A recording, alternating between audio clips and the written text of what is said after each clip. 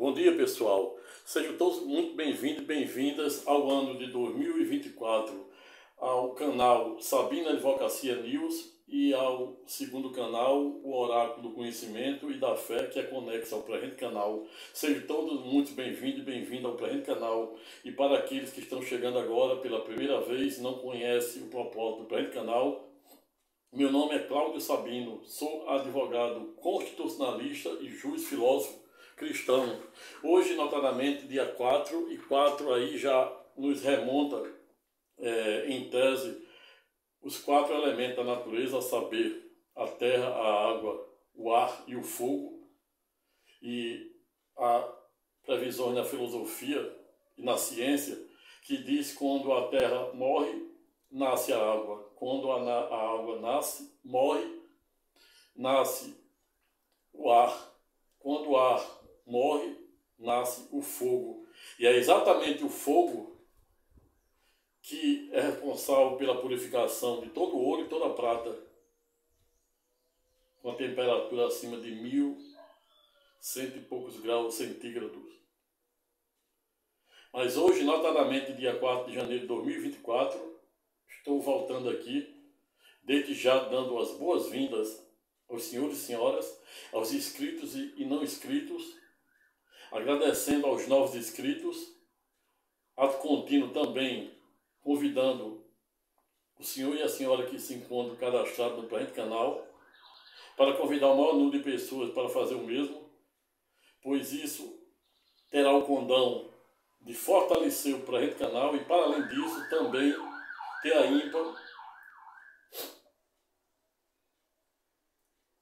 oportunidade de continuar a me motivar neste ano de 2024 a realizar de forma gratuita os mais diversos vídeos, que não serão poucos. Somente até dezembro fiz no presente canal, que tem pouco mais de 4 meses, 5 meses no máximo, até ontem mais de 7.000 views, seguidores, não obstante a minoria ser inscritas, mas creio que todos esses que estão, mais de 7.000, que tiveram a oportunidade de conhecer o presente canal, neste ano novo de 2024, se inscrevo e convido o maior número de pessoas para fazer o mesmo, pois na vida não há ninguém tão pobre que não possa contribuir com algo, ainda que esse algo em que pese seja se inscrever no presente canal, compartilhar o presente vídeo com o maior número de pessoas, dar seu like, fazer o seu comentário de forma educada, respeitosa e elegante. Por via reflexa, no mundo também não existe ninguém tão rico que não possa ou não precise de algo, ainda que esse algo seja um aperto de mão, um abraço amigo, uma palavra que você esteja precisando de ouvir. E como já venho dizendo a Yuris, nos mais diversos vídeos que venho fazendo sobre as temáticas do direito, da filosofia, da autoajuda e da teologia cristã, judaica e islâmica, em que pese, contudo, no ponto,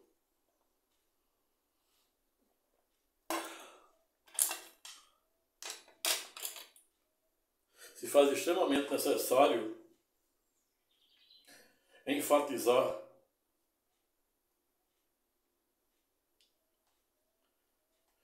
que tudo que é novo gera da mais certa resistência ao mais jubiloso fascínio. E esta é a razão pela qual Nietzsche, certa feita, não olvidara em dizer que nada aprisiona mais do que as ideias, e eu acrescento as ideias, as culturas, os hábitos, os vícios e a ignorância, cuja ignorância em que pese é a sua arquê sob o aspecto filosófico, responsável, causa-mãe, por tudo de bom e ruim que acontece no mundo, inclusive o pecado. Razão pela qual dou desde já as boas-vindas aos novos inscritos e a você que está chegando pela primeira vez ao presente canal, que é dividido em 3 plataformas, ou seja, 3D ou 3 dimensões, as mesmas dimensões que os astronautas usam para explorar o segundo céu, que é 3 dimensões, ou seja, altura, largura e profundidade. No presente canal também eu utilizo para verticalizar as mais diversas temáticas em 3 dimensões, ou seja, numa visão multifocal, razão pela qual, no dia de hoje, escolhi como tema, abre aspas, porque sempre devemos dizer: o que sei é que nada sei, e a tudo hei de dar graça, fecha aspas.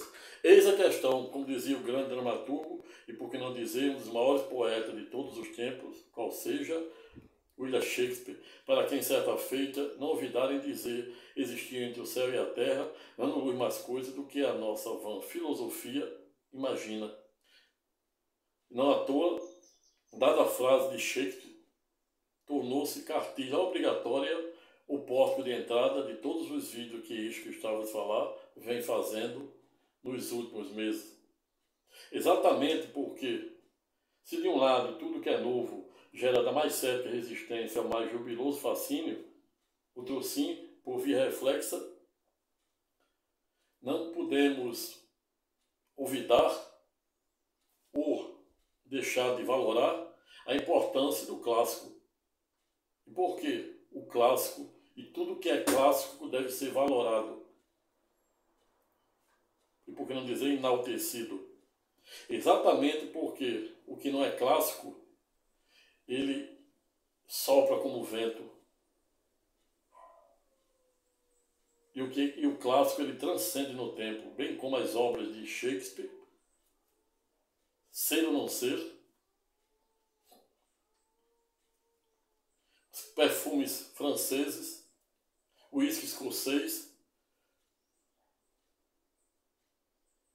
a vodka russa,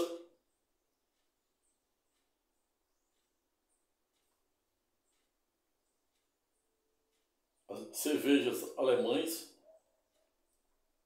e, por que não dizer, a clássica Montilla, destilada, tomada na emblemática e histórica Cuba de Fidel Castro.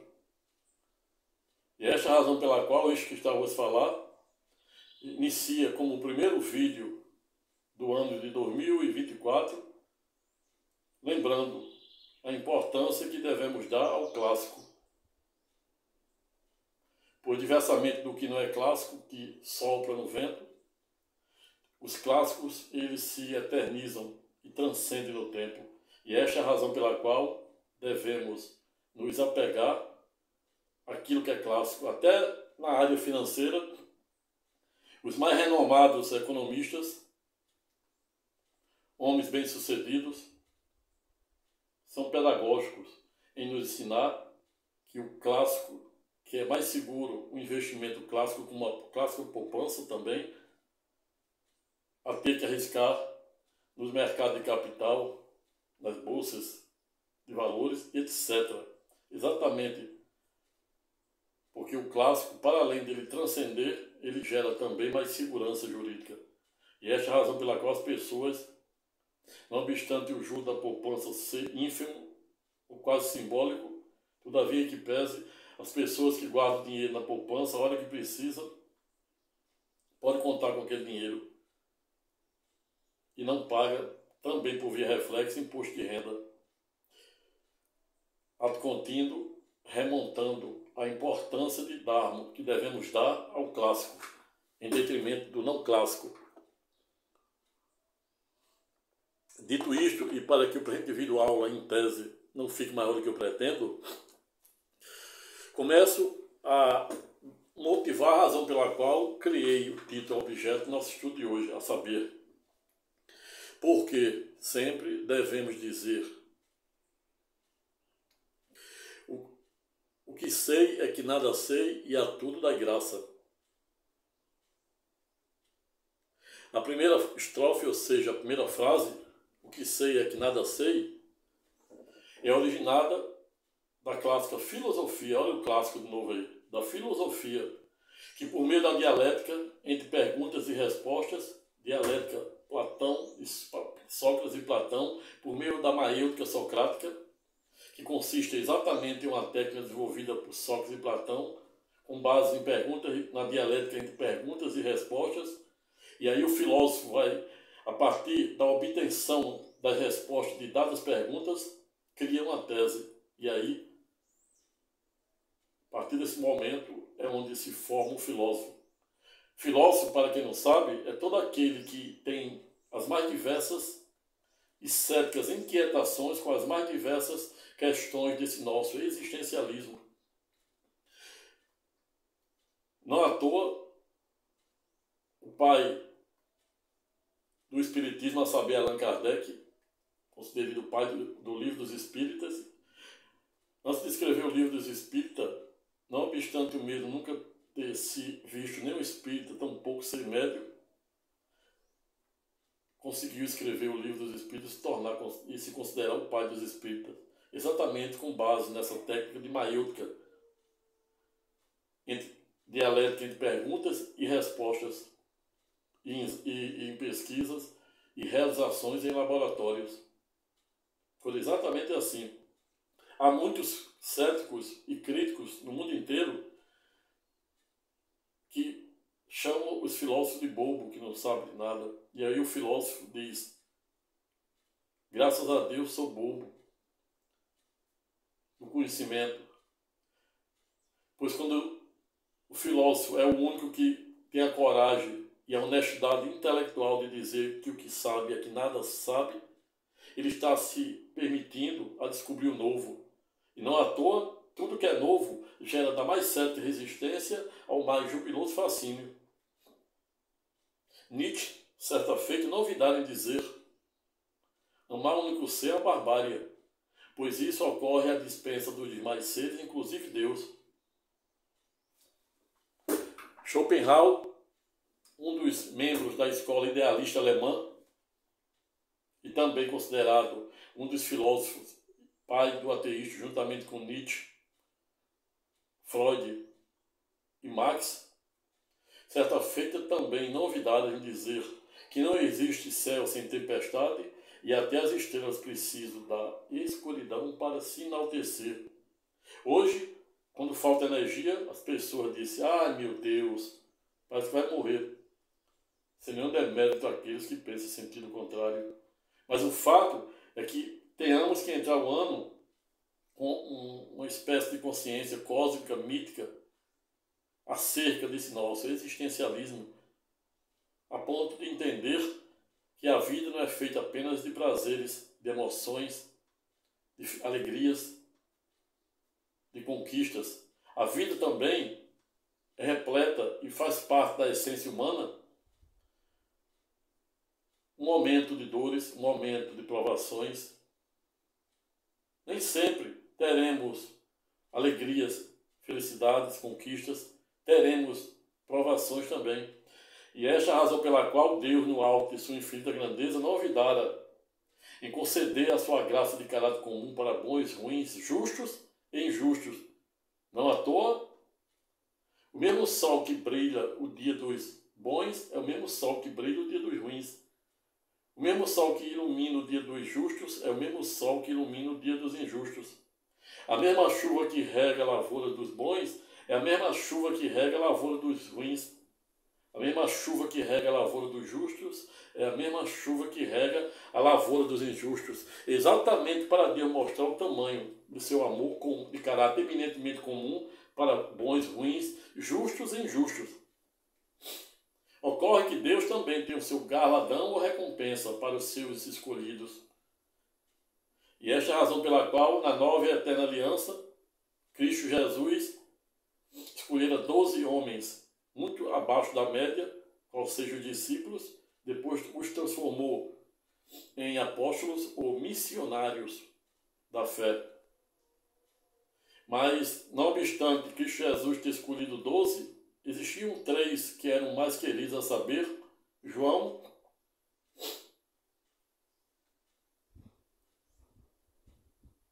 Pedro, Simão e Tiago, que lá no jardim Getsemane, Cristo Jesus, quando orara por 3 vezes, escolhera ou nomeara os 3 como vigia.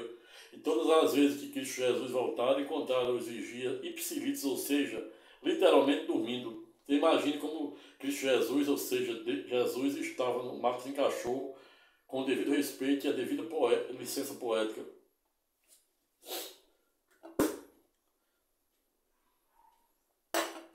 Pedro Simão sonhando, tendo pesadelos em negar o seu Senhor, a saber, Cristo Jesus, por 3 vezes.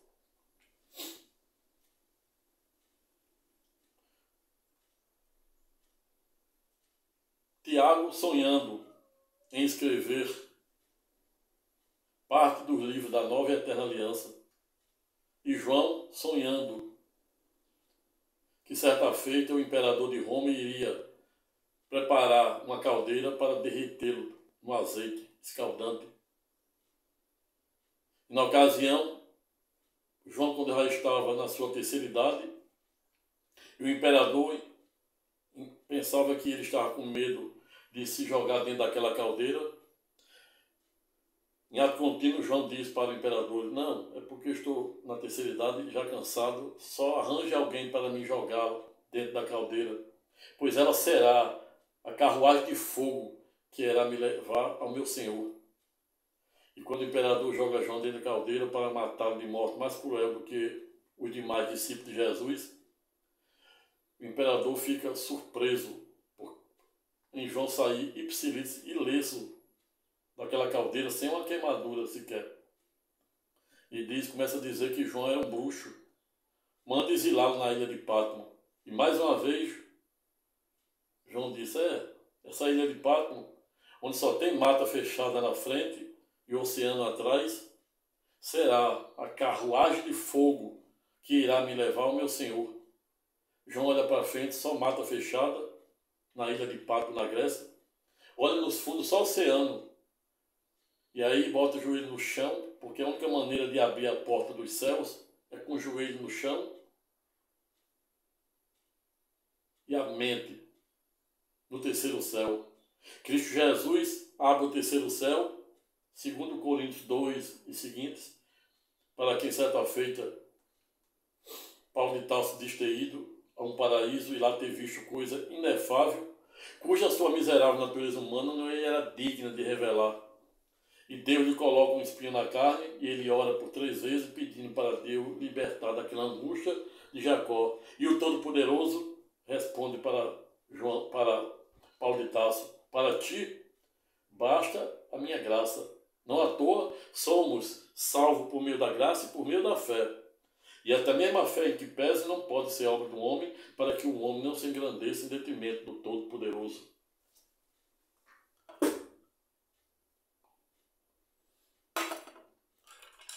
Cristo Jesus diz para o apóstolo João, quando estava com quase 94 anos na ilha de Patmos: trouxe um homem aqui, a saber, Paulo de Tarso.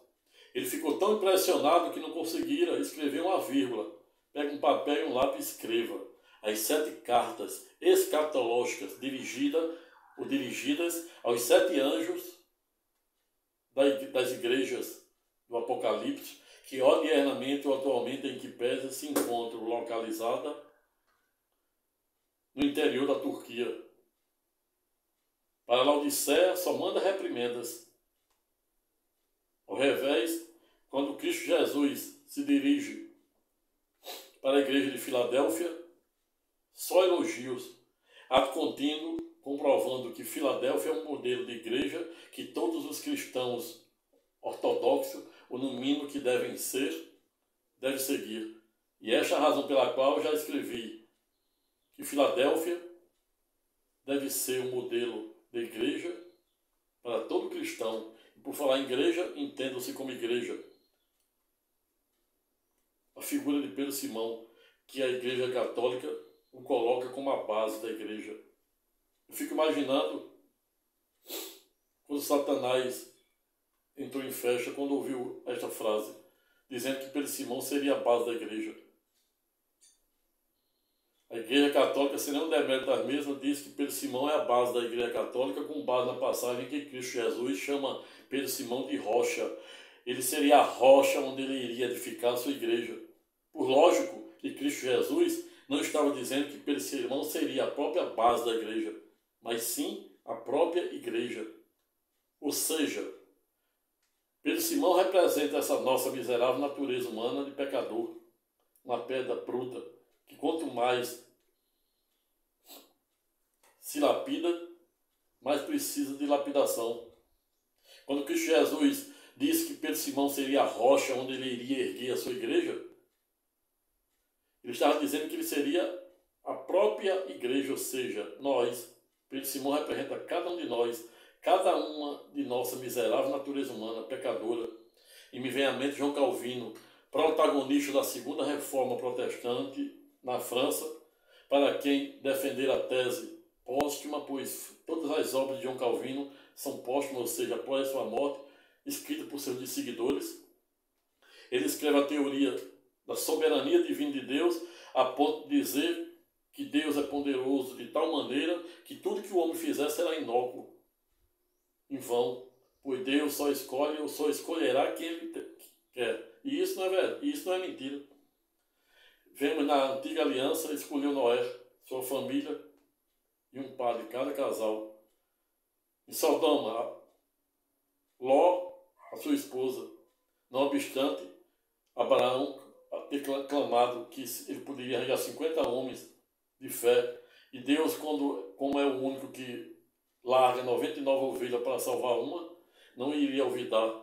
E disse: se você me arranjar 50 almas arrependidas, não destruirei Sodoma e Gomorra em amor aos 50. Abraão não arranja 50, baixa para 45, não arranja 45, baixa para 40, não arranja 40, baixa para 30, não arranja 30, baixa para 20, e não arranja 20, se dirige para o Todo-Poderoso e diz: desculpem meu atrevimento.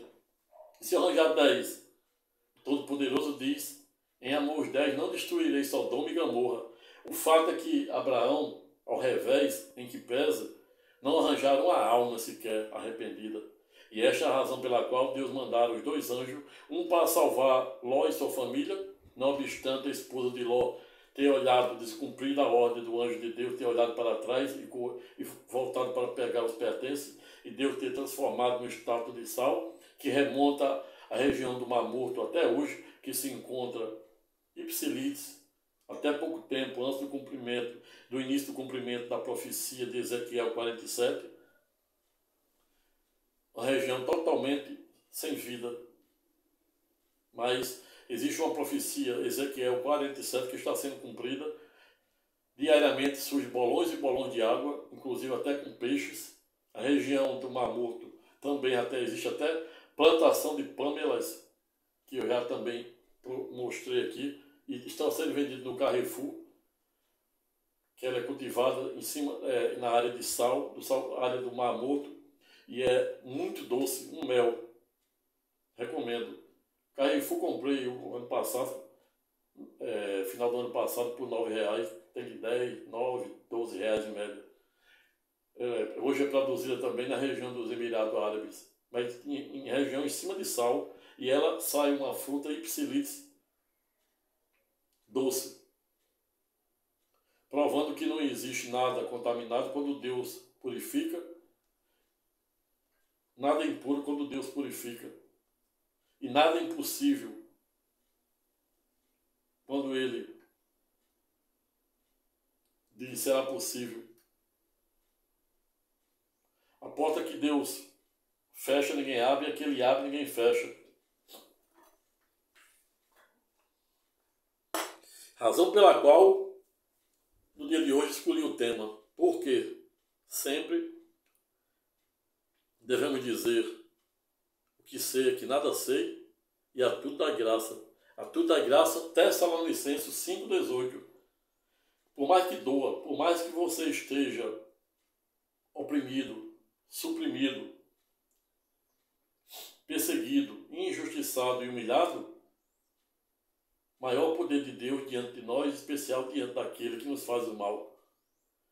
Não à toa, quanto maior o nosso sofrimento, maior o poder do Todo-Poderoso. Foi assim que ele disse para Sara, que mudou o nome para Sarai, que significa princesa em hebraico, quando ele falava com o seu querido patriarca Abraão, prometendo torná-lo pai de grandes nações, cujos filhos seriam maior do que o número de grãos de areia na terra e o número de estrelas no céu. E hoje, em que pese, como Deus não fica devedor de nenhuma de suas escatológicas promessas e palavras, ele tornou Abraão no patriarca das 3 maiores religiões monoteístas do mundo, a saber, o cristianismo, cujo número de adeptos, em que pese, gira em torno de 2,5 bilhões no mundo. A segunda, a saber, o islamismo, se aproximando de 1,5 bilhões. As estatísticas e prognósticos, em que pese, apontam que até idos de 2050 o islamismo tende a se igualar ou equiparar ao cristianismo. A terceira, não obstante mais remota ou mais antiga, a saber, o judaísmo, com cerca de 13 milhões de judeus, cuja sua maioria, em que pese, reside exatamente no Estado soberano de Israel, onde vem sendo duelado uma guerra santa desde o último dia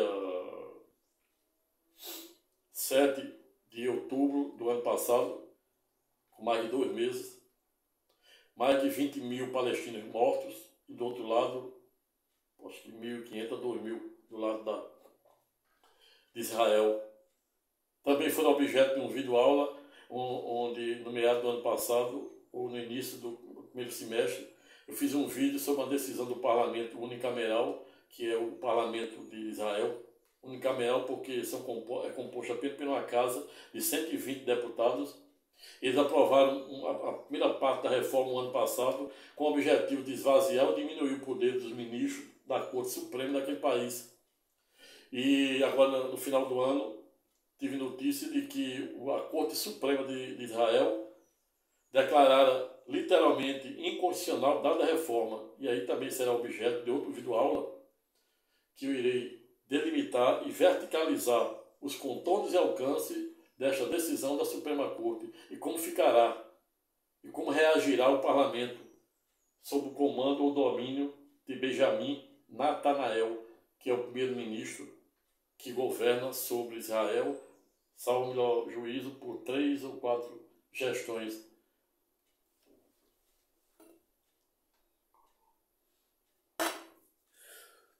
E esta é a razão pela qual a tudo devemos dar graça, pois a vontade não é do homem, sim de Deus.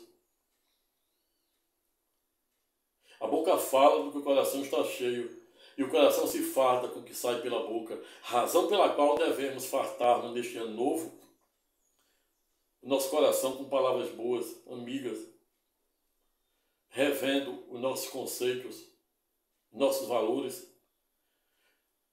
agindo conforme a mente de Cristo. Não à toa existe um best-seller, a saber, Dr. Augusto Cury, na qual tenho na minha mais alta conta, que escreveu Como devemos nos espelhar na mente de Cristo. E não à toa também, por via reflexa, Dr. Augusto Cury, certa feita, se declarara ateu sem fronteira. E hoje se declara um fervoroso cristão, depois que ele passou a ter a verdadeira intimidade com a palavra e os ensinamentos de Cristo Jesus.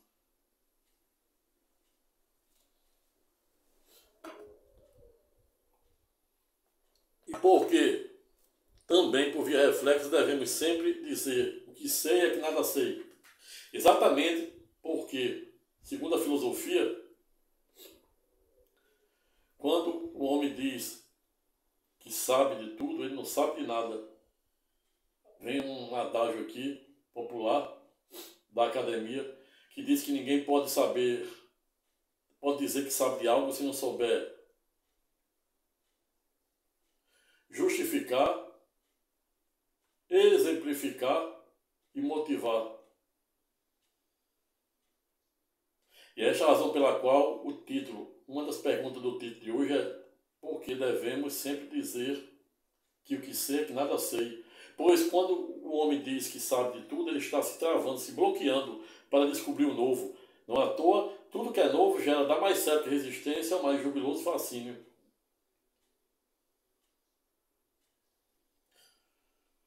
Manuel Cortella, certa feita, em tese citando Schopenhauer, não olvidara em ser pedagógico no sentido de dizer que a nossa melhor parte é aquela que a gente ainda não conhece. Isso também, em tese, remonta ao estoicismo, uma filosofia atemporal de Epicteto, do filósofo Epicteto, que não tem remédio, remediado está, e que o homem deve evitar os extremos, remontando aquela ideia da teoria de Buda, a saber, a teoria do Zen, que o homem só deve se envolver com aquilo que ele tem um condão de resolver. Aquilo que, por exemplo, na vida, sob a perspectiva cosmológica, filosófica, jurídica e etc., tudo que existe nesse nosso existencialismo, nesse nosso materialismo, se dá no mínimo duas vezes. Primeiro no plano mental, depois a gente precisa colocar no plano físico. Existem algumas coisas que não estão nesta dialética, que a gente deve entregar ao Todo-Poderoso. E é isso que defende os estoicos, essa transcendental filosofia atemporal da Grécia Antiga.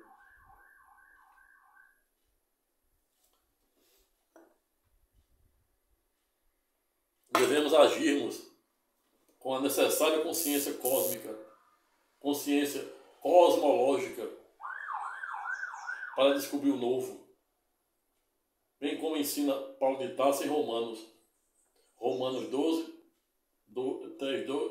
32. Não devemos nos amoldar ao padrão deste mundo. Devemos, pois, buscar-nos, nos renovarmos por meio da nossa mente, para descobrir a boa, agradável e perfeita vontade de Deus. É isso, remontando a clássica lei da atração, e por ato contínuo também me vem à mente Jamie Allen, o filósofo Jamie Allen, para quem certa feita não ouvidaram em dizer que somos aquilo que pensamos. E me vem outro poeta britânico, a saber, William Ernesto, que se vira de inspiração para Mandela, Nelson Mandela, quando passara expressivo 27 anos preso por conta da segregação racial da África entre negros e brancos. Mas uma das grandes motivações e inspirações de Nelson Mandela para suportar expressivo 27 anos de cadeia fora uma pequena poesia deste poeta, a saber, William Ernesto Herring, que fora escrita notadamente em 1875 e publicada somente em idos de 1888. Nelson Mandela ficara preso entre o período de 1873 e fora solto em idos de 1900. Mas foi a leitura dessa pequena poesia deste filósofo britânico, desse poeta britânico, a saber, William Ernesto Herring, que fez com que ele se motivasse, buscasse força, buscasse de 27 anos de prisão, com a erudita frase do elencado poeta britânico, qual seja, abre aspas, sou o senhor ou dono de meu destino, bem como sou o comandante da minha alma, fecha aspas. E isso nos permite fazer diversas reflexões sobre a perspectiva filosófica, acadêmica, jurídica, democrática, cosmológica e etc.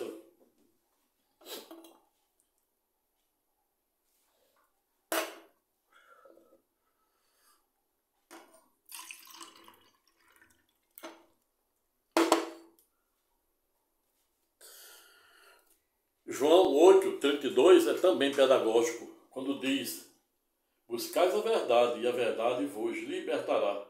E eu pergunto, como é que iremos buscar a verdade, se não por meio da melhor amiga do saber, qual seja a filosofia, que com base na arquê, que significa a causa-mãe ou causa de todas as coisas, e por meio da maiêutica, Sócrates e Platão, e da dialética de pergunta e resposta, o filósofo consegue buscar respostas para os mais céticos e complexos estigmas que ao longo da vida não faz a menor cerimônia, tampouco hesita em roubar o nosso sagrado sono. Quando o homem diz que sabe de algo, ele não sabe de nada. E é exatamente com esta razão que Sócrates, em idos de 399 a.C., quando estava sendo processado, condenado e antes de sua sumária execução, com o veneno mais letal da época, saber o cicuta, não ouvidaram em dizer que o que sabia era que nada sabia, o que sei é que nada sei. E Platão retruca e diz, eu entendo como verdade algo não empírico, ou seja, algo que vem do quê? Do coração. Aristóteles, falando sobre a mesma temática, diz entender como verdade ou justiça. E diz entender como justiça ou verdade algo ligado ao virtus, ou seja, a virtude. Remontando a essa ideia de meritocracia, ad contínuo também, nos remetendo a essa ideia do princípio da isonomia formal e material, cujo primeiro consiste exatamente em tratar todos igualmente, independente de cor, raça, credo religioso, ideologia, filosofia e etc. E o segundo, a saber, o princípio da isonomia material, que consiste exatamente em tratar os desiguais desigualmente na medida de sua desigualdade e no limite da lei, com base neste último, a saber, o princípio da isonomia material, fora instituída nos Estados Unidos, no Brasil e no mundo, notadamente no mundo ocidental, as castas políticas de caráter eminentemente afirmativo, de cotas para negros, pardos, indígenas, deficiente físico, criança, idoso, mulheres, ou seja, tratar os desiguais desigualmente na medida de sua desigualdade e no limite da lei, exatamente com base no princípio da isonomia material.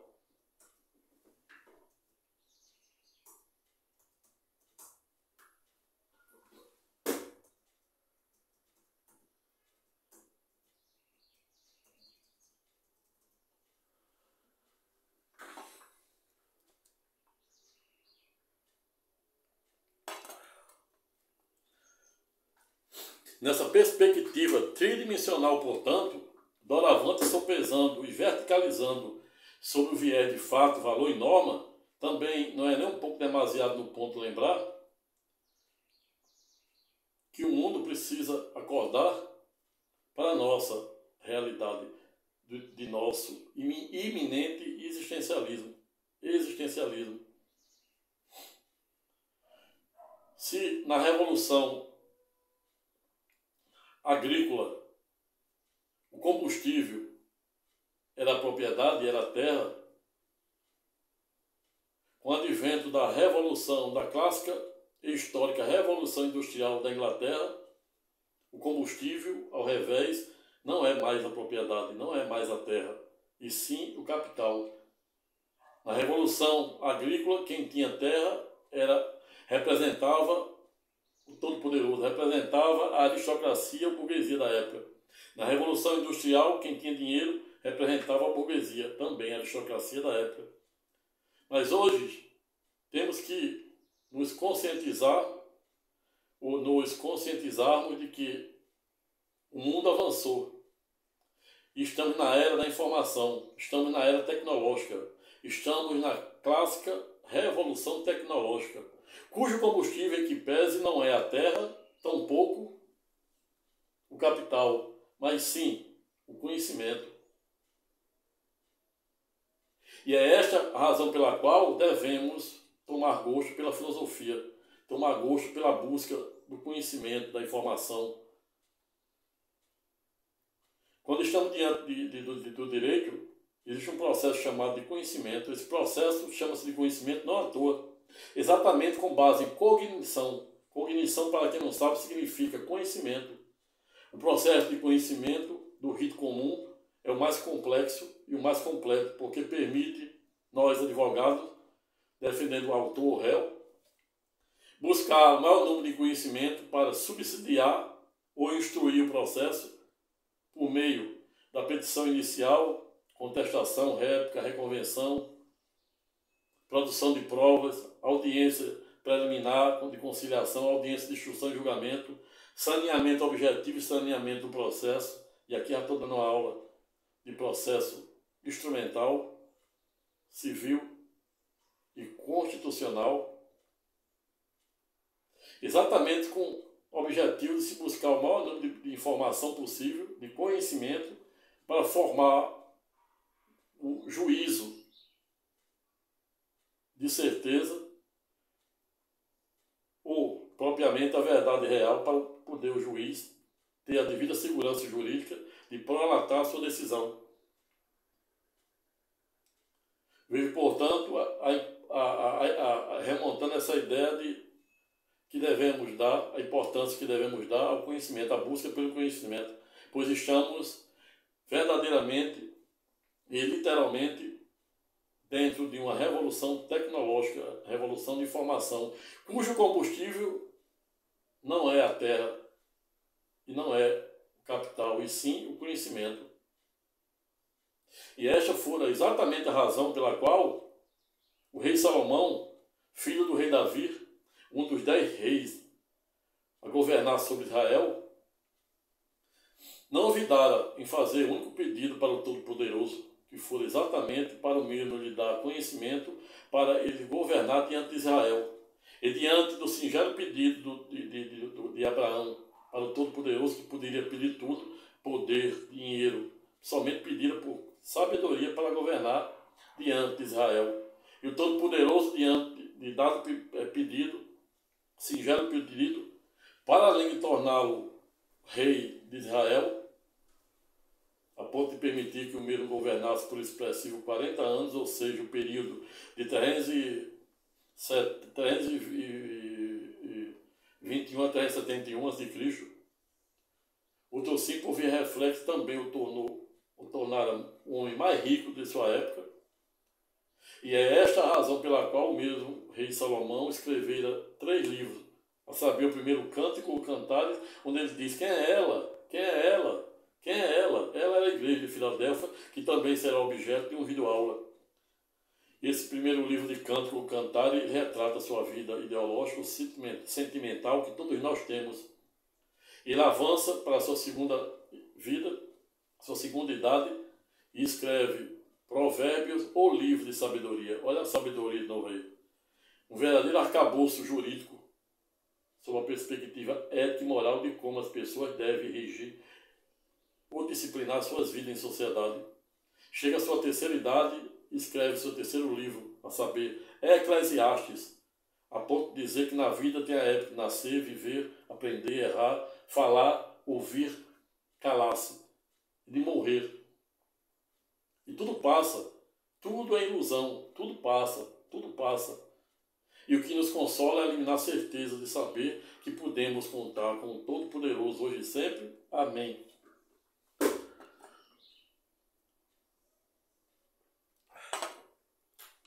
Existe outro também que se faz extremamente necessário lembrarmos no ponto, que é o erudito, teólogo, filósofo, São Tomás de Aquino, considerado o pai da escolástica. Por que São Tomás de Aquino é considerado o pai da escolástica? Explico, e como sempre a resposta é de fácil alcance. São Tomás de Aquino é considerado o pai da escolástica por meio da sua dualística, pois enquanto à época, Santo Agostinho, por meio de sua monista, via e compreendia apenas que a palavra de Deus deveria ser ensinada apenas pelo clero, ou seja, pela igreja. Ad contínuo vem São Tomás de Aquino em ruptura ao movimento monista de Santo Agostinho, por meio de sua dualística, tentar aliar fé à razão, e aí institui-se ou cria a clássica escolástica, doravante possibilitando que o ensinamento, a disseminação da palavra de Deus pudesse, a partir de então, ser disseminada ou ensinada por meio das escolas, ou seja, por meio dos mestres. E é esta a razão pela qual existe uma erudita e transcendental oração de São Tomás de Aquino, que ele se dirige para o Todo-Poderoso exatamente pedindo por sabedoria, remontando a importância importância que devemos dar à sabedoria.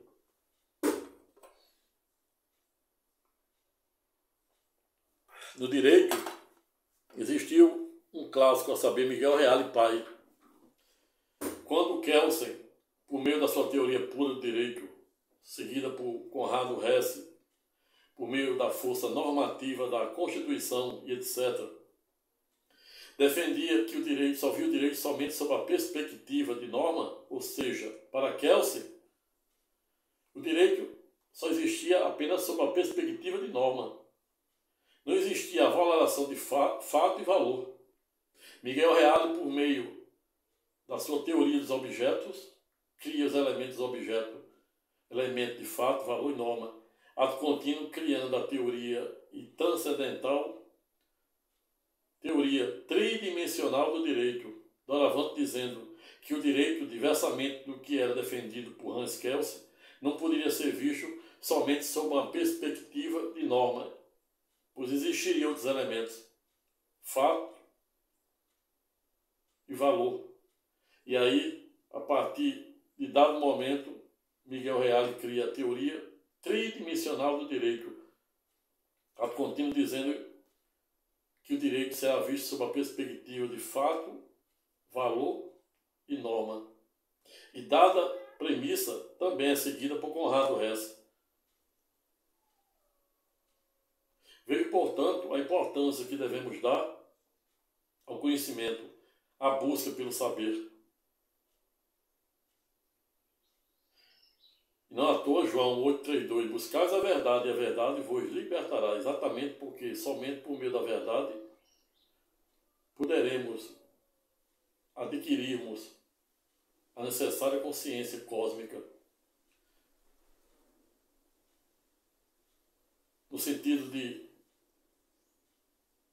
compreender esse Deus invisível, como 500 anos de Cristo era defendido por Epimênides, 500 anos depois, por Paulo de Tarso, no clássico Areópago, que era uma corte suprema da antiga Grécia, onde se julgava os crimes de sacrilégios, dentre outros, mas também existia o Tribunal Supremo dos Aliastas, que era composto pelas 10 tribos da antiga Grécia, e que fora palco do julgamento do pai da filosofia, a saber, Sócrates, em idos de 399 a.C. Sócrates, assim como Jesus, não se defendera, não quisera se defender. O seu querido discípulo Platão disse: Sócrates, você vai ser morto, vai ser executado. Se defenda. E Sócrates: não há do que me defender. Que sei que nada sei. E o que chama atenção é que Sócrates, antes de ser executado, naquela época, o acusado tinha o direito de fazer o último pedido. E Sócrates, quando foi instado a falar sobre seu último pedido antes de ser executado, ele fora pedagógico em dizer, abre aspas, se meus filhos forem acusados, processados, condenados e executados pelas mesmas razões que vocês estão me condenando e me executando, vocês estarão fazendo justiça a mim. Fecha aspas. Ou seja, Sócrates não se defendia porque ele disse que não há o que se defender de algo que não existe. Jesus, no Sinédrio, do mesmo jeito. Na segunda instância, o governador Pôncio Pilatos, do mesmo jeito, não tem o que me defender. Meu pai não é desse mundo. É remetido para a terceira instância do imperador Herodes. O imperador Herodes se declina da competência e devolve para Pôncio Pilatos. E Pôncio Pilatos tem 3 oportunidades de reconhecer a inocência de Jesus e, ato contínuo, prefere quedar-se silente ou omisso, simplesmente entregando Jesus à mercê da própria sorte e, por que não dizer, de seus maiores algozes, sob a chefia, o comando de Caifás, que era o chefe do Sinédrio. Vejo, portanto, que não é fácil delimitarmos os verdadeiros contornos desse nosso existencialismo.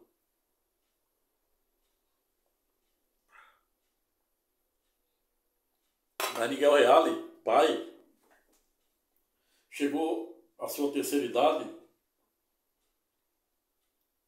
e, remontando a importância que devemos dar à sabedoria, também fora pedagógico, quando disse que, não obstante ele ser considerado um dos maiores juristas da América Latina, América do Sul, notadamente pela sua teoria tridimensional do direito, ele chegou ao final da sua carreira dizendo que não tinha chegado nem nos pés do conhecimento jurídico. Veja aí, a ideia filosófica defendida por um erudito e transcendental Miguel Reale, pai.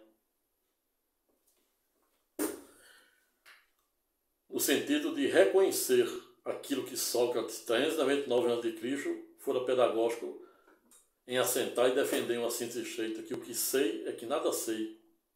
E é esta a razão pela qual faz com que todo filósofo seja aquele que tem a possibilidade, em tese, de ser detentor do maior número de informação. Exatamente por quê? Porque ele sempre está numa busca insaciável de conhecimento. Quando o homem diz que sabe de algo, ele não sabe de nada, ele está literalmente se bloqueando para descobrir o novo. E não à toa, tudo que é novo gera da mais certa resistência ao mais jubiloso fascínio, como dizia Schopenhauer. Não há céu sem tempestade, e até as estrelas precisam da escuridão para brilhar e se enaltecer entre si.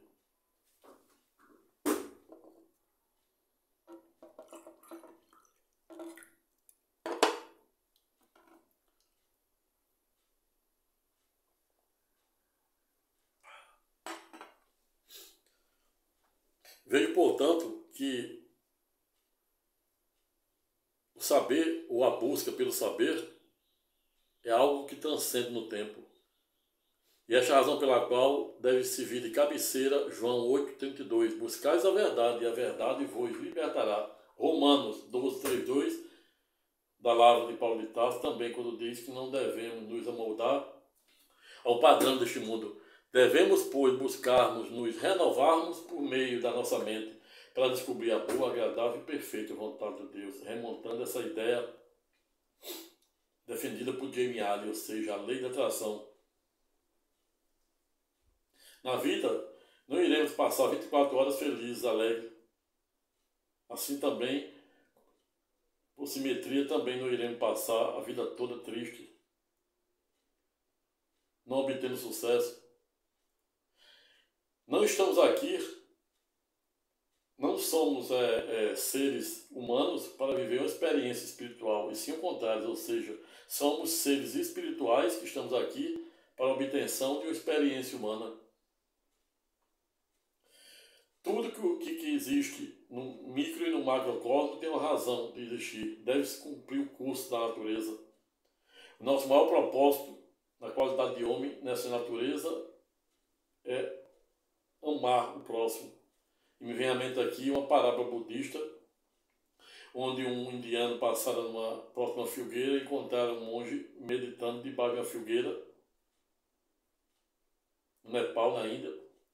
E ele pergunta qual seria o maior princípio do Buda.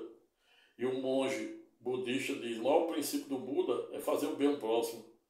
O indiano retruca e diz: só isso? Isso é fácil, todo mundo sabe. E o indiano budista responde: é fácil, mas tem gente de 99 anos que nunca praticaram. Ou seja,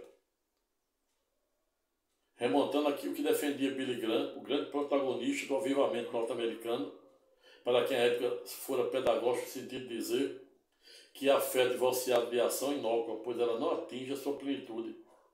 Tiago também, sede da nova e eterna aliança, fora pedagógico quando dissera, em uma síntese estreita, que a fé não pode ser como as ondas do mar, flutuante. Ela tem que ser uma fé fervorosa.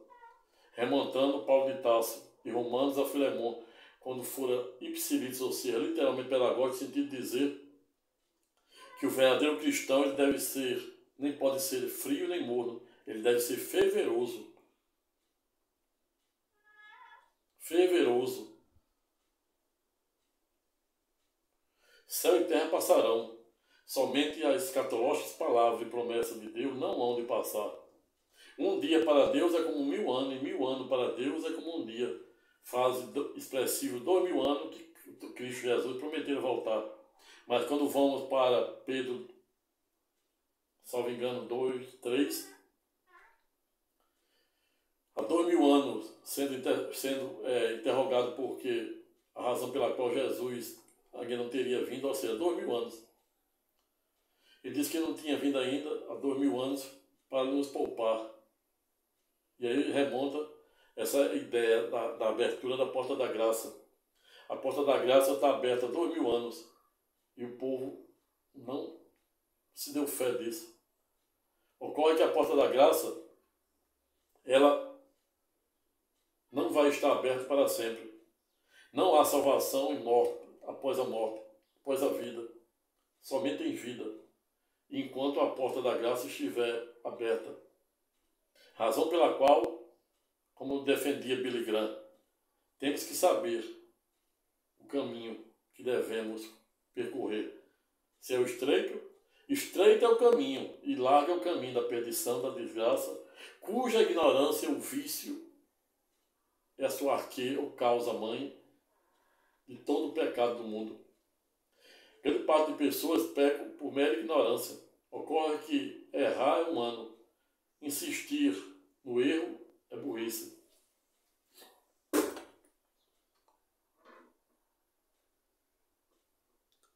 Razão pela qual devemos sempre dizer que o que sei é que nada sei, como dizia Sócrates, exatamente para nos possibilitar diariamente descobrir o novo. Descobrir o que manda Romanos 12, 32, não vos amoldais ao padrão deste mundo. Buscai, pois, se renovar por meio da sua mente, para descobrir a boa, agradável e perfeita vontade de Deus. E não há como buscar, na verdade, conforme João 8,32, senão por meio da melhor amiga do saber, a saber, a filosofia, por meio da arquê, causa-mãe, por meio da dialética de perguntas e respostas. Você buscará resposta para as mais intrigantes e céticas inquietações que não fazem a menor cerimônia, tampouco hesitam em roubar o nosso sagrado sono. Razão pela qual devemos também, por via reflexo, dizer a tudo dai graça.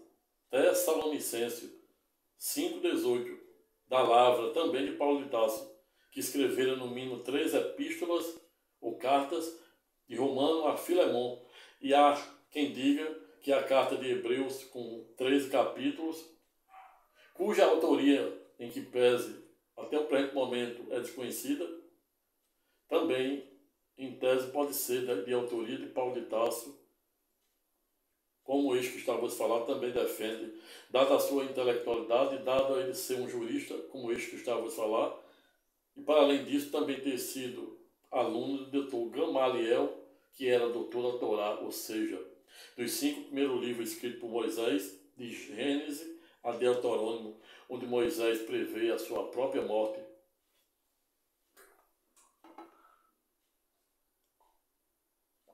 Céu e terra passarão, somente Deus fica.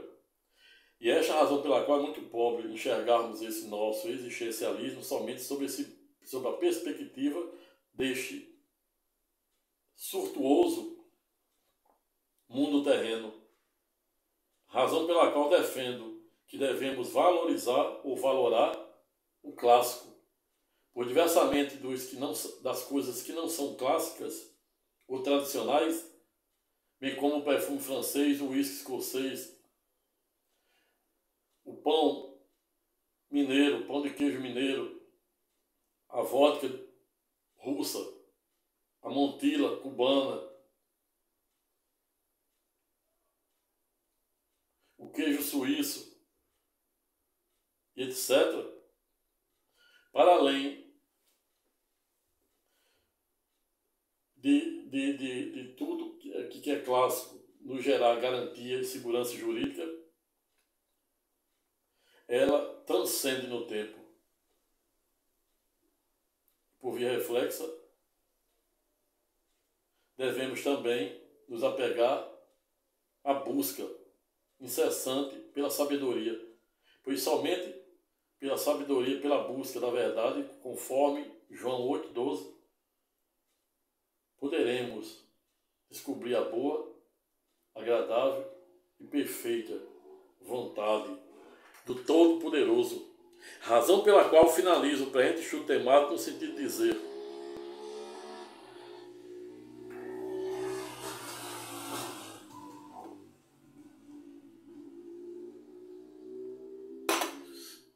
que somos o Senhor ou dono de nosso destino, bem como somos o comandante de nossa alma. Razão pela qual finalizo em uma última síntese estreita do presente estudo temático no sentido de dizer